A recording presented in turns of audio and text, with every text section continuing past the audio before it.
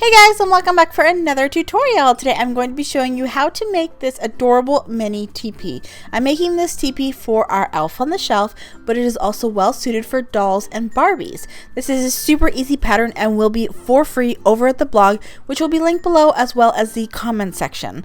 And of course, if you're not already, don't forget to subscribe and hit that notification bell to be alerted of all the holiday tutorials. So let's just get straight into it.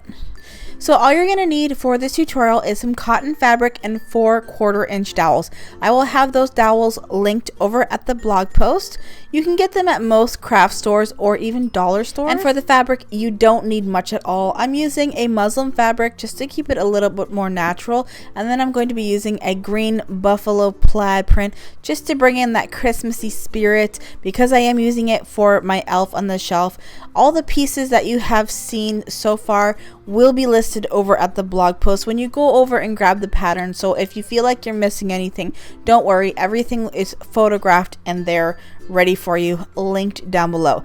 So the first thing we're going to do is work on the doorway, and we're going to have 2 pieces and they will be cut opposite of each other. So if you do have a printed fabric, you want to make sure that these pieces are opposite to each other. We're going to fold it in on the straight side 1/4 inch and then fold in again another 1/4 inch, and we're just going to hem that one side, which will be the opening of the teepee door. So as you can see, these 2 pieces are opposite to each other. So if they were, if they did have a right and wrong side, I would be hemming towards the wrong side. I just want to add that there might be some steps throughout this tutorial that you can skip. I'll let you know which ones you can skip if you feel like, it's not as important to you, especially if this might be only used 1 or 2 times and you don't really care about raw edges and things like that. But this step is important just so that we can get these 2 pieces to be the correct size for the next step. So we're just going to quickly do a seam right along that hem, and we'll do that for the other piece. And then we can work on finishing the front panel of the teepee. So as you can see, they are opposite to each other, and that will be the opening of the teepee. So now I'm going to take one of my 1-inch strips and I'm going to work on the tiebacks for the front of the tent. This is one of those optional steps. It adds a little bit more usability, something that they can, kind of play with and tie it up. But of course, this is not necessary. I just took that 1-inch strip, folded it in half. I folded in the raw edges 1/4 inch, and I just kind of sewed that to make a long, thin, little tie. So now I'm going to take the 2 front doors of the teepee, place them together with the hems together, and then I took the top of the front panel and I placed that with the right sides down. So if your hems are a little bit smaller than mine and it doesn't quite fit with that top piece, you can overlap your doors a little bit at the top, so that's totally okay. Because either way, it's still going to be able to open. Mine just happened to fit perfectly together. So whatever happens, however your hemming goes, it's okay. It won't matter in the end result. So I sewed that with a 1/4-inch seam allowance, and then I flipped it right sides out. And I'm just going to do a quick top stitch along here.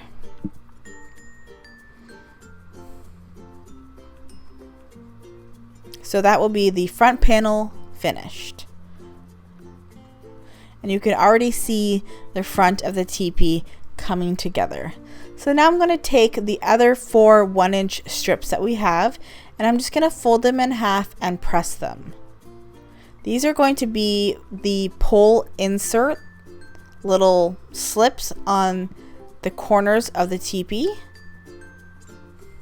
And after I have ironed all of these folded in half, Then I'm going to take each piece and I'm going to fold up the ends about 1/4 inch. If you want to skip this part because it is a little bit fiddly and takes more time, you can just easily cut off 1/2 inch from each strip and just leave it raw on the ends of each of these.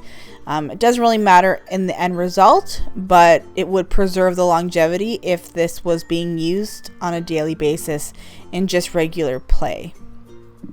So I'm just folding that and I'm pressing it so that it just finishes off the ends.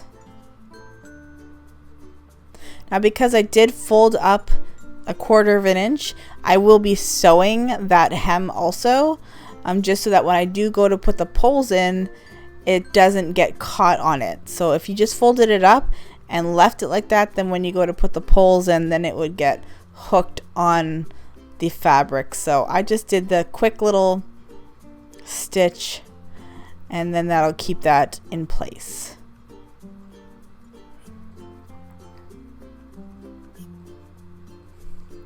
Okay, so after you've done all 4 of those, then we can work on assembling the tent. So we're going to take one of those pole strips and putting the raw edges lining up with the edge of the front teepee panel.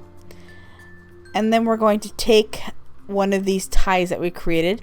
So I had a longer piece and I just cut that in half. It's about a 4-inch piece. And I just tucked it behind the door and then I folded it over the pole slip as well as the front of the door. And then I'm just taking one of the other panels, so it's a side panel of the teepee, and place that. And if you do have right or wrong sided fabric, then make sure that it is all right sides together at this point.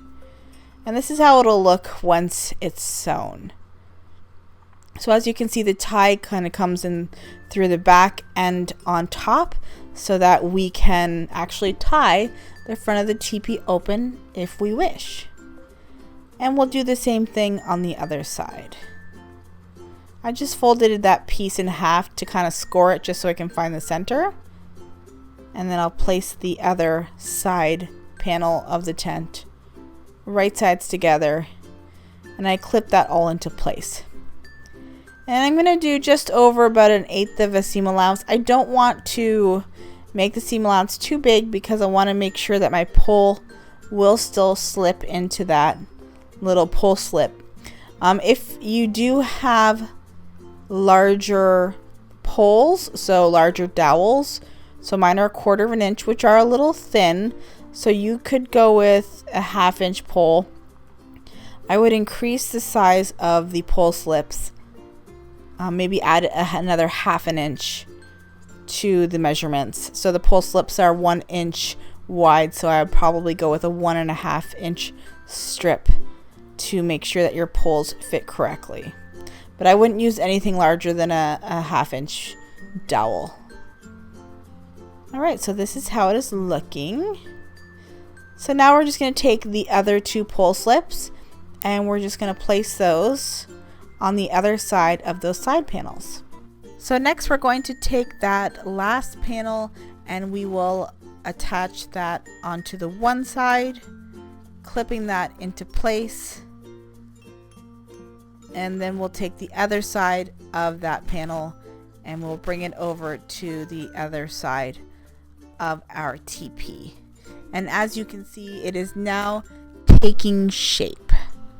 So we'll just again do a little under 1/4 inch seam allowance just so that we can keep some room for our pole slips. And then from here, you could kind of call it finished. I'm choosing to hem the top and the bottom, so you could skip this part if you want to. It's totally up to you, but I did I wasn't able, I don't know how I didn't get some footage there, but I was hemming the top and the bottom just to make it a little bit more polished. And then I did a zigzag stitch on those hems. And I'm just pressing it down. but when I went around, I skipped over the pole slips just so I wouldn't close up the holes. So hopefully you are enjoying the holiday tutorials thus far. If you haven't seen any other ones, or this is your first time at the channel, thank you for, coming over and checking things out. I hope you stick around and subscribe, and of course go over and check out some of my other tutorials. I do have a full-size teepee tutorial somewhere on my channel. It's been a while, so it wasn't the best quality, but it's pretty much the same concept as this one, which is pretty neat because it's just kind of a scaled down version. So I'm just sewing along with a zigzag, skipping those pole sections just so I don't close them up. And then I did the top, and it is so cute. I'm gonna put it out tomorrow for my kids, and you'll see very shortly. I did make a little campfire, and then I put a marshmallow on the end of a stick. Super cute, and the kids love it. So let me know if you are doing Elf on the Shelf in the comment section. I would love to hear some of your ideas, and if you have any ideas for Elf on the Shelf that you want me to, show you how to make, then let me know. So now I'm just going to take my poles, and I'm going to slip those poles straight into those little pole slips, and they seem to fit perfectly, which I'm quite impressed with. And I'll do all 4 of them. And some holes I was having a hard time opening, so I just use a pencil just to kind of get it started.